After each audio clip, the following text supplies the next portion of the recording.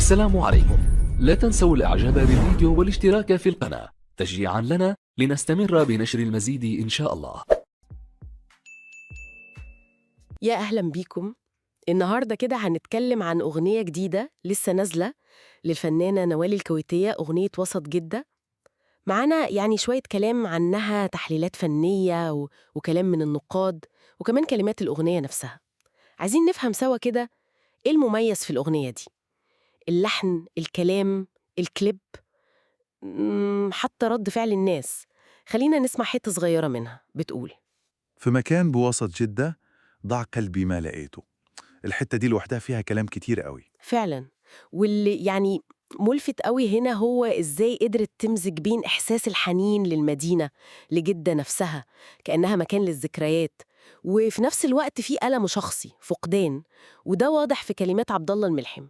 يعني الكلام ممكن تحسيه بسيط، بس هو شاحن عواطف كتير قوي، فيه عمق. صح. والمزيكا كمان، المزيكا مش مجرد خلفية. خالص. الأغنية ماشية في سكة الرومانسيك الشرقي اللي بنحبه، بس فيها كمان إيقاعات خليجية جديدة ولمسة إلكترونية خفيفة كده، تحسيها نفس روح نوال قيصرة الخليج، بس بشكل متطور. شرق الأصيل الدافئ ده، الأصالة. وجنبهم على طول تلاقي الإيقاعات الحديثة والبيانو، فبيبقى فيه زي حوار موسيقي كده بين القديم والجديد.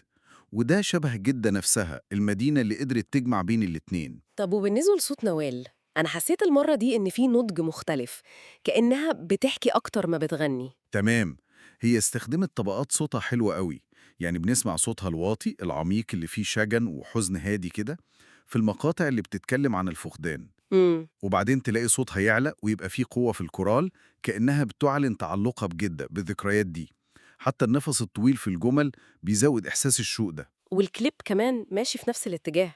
طبعا.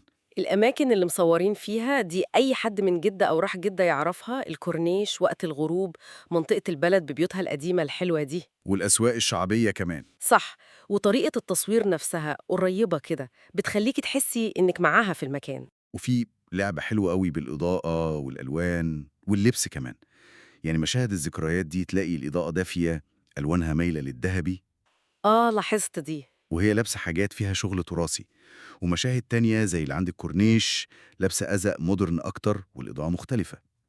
ده بيوضح فكرة الأغنية إن جدة دي فيها الاتنين، القديم والجديد. فعلا التناقض ده حلو ومخدوم صح. طب نيجي بقى لرد الفعل.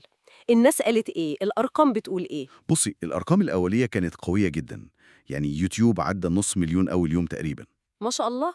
وعلى تيك توك بقى الأغنية استخدموها كتير في فيديوهات قصيرة، عدت 2 مليون استخدام. ياه، ده رقم كبير. والتعليقات يعني أغلبها كان مليان مشاعر، ناس بتتكلم عن حبها لجدة، ذكريات شخصية ليهم هناك. في تعليق عجبني قوي كان بيقول: جدة مش مدينة، دي روف بتتغنى. الله، حلو قوي التعبير ده. والنقاد كمان والإعلاميين رحبوا بيها، يعني شافوا إنها إضافة حقيقية لمسيرة نوال. في اللي قال إنها بوصلة للهوية السعودية في الموسيقى، وكتير شافوها رجعة قوية لنوال بهوية فنية أوضح كده، بتربط المحلي بالعالمي. يعني نقدر نقول إن أغنية وسط جدة مش مجرد أغنية عادية وخلاص، لا خالص.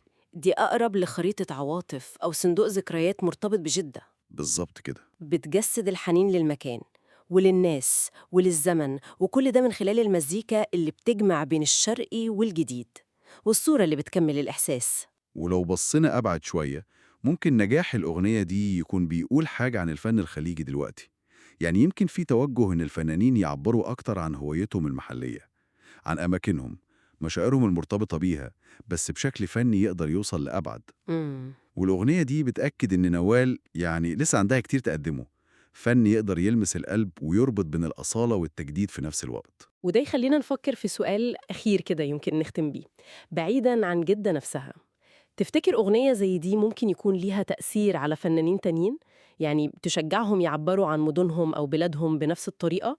وهل ده ممكن يكون مؤشر ولو بسيط إن في تغيير بيحصل في طريقة التعبير عن الهوية الثقافية في الأغنية العربية عموماً؟ سؤال مفتوح للنقاش.